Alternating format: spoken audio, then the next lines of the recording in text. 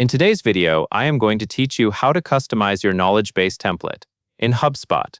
To begin, log into your Hubspot account and look at the main navigation menu. From there, click Service, then select Knowledge Base. This takes you to the area where your knowledge base content and settings are managed, including the design options that control how your articles look to visitors. Once you are in the Knowledge Base tool, go to the top menu and click the Design tab. Think of the Design tab as the place where you control the layout, branding, and overall appearance of your knowledge base. This is especially important if you want your help center to match your website and feel consistent for customers. On the left sidebar, click Edit Settings. This opens the Design Settings panel where you can adjust key parts of your knowledge base template.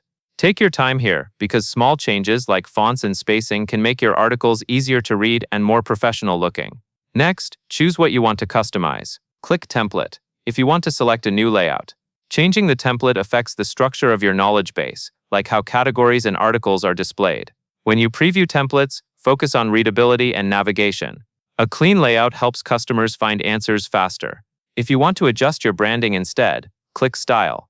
This is where you can change colors and fonts. Use brand colors that provide good contrast, so headings and body text stay easy to read. For fonts, aim for something clear on both desktop and mobile screens. Consistency matters, so try to keep styling aligned with the rest of your company pages.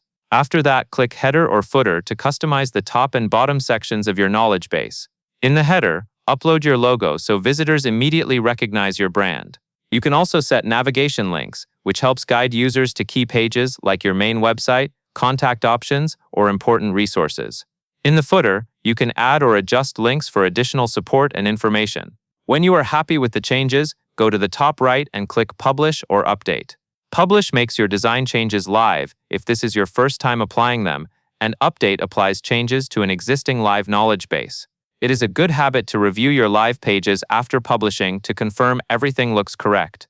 That covers everything you need to know.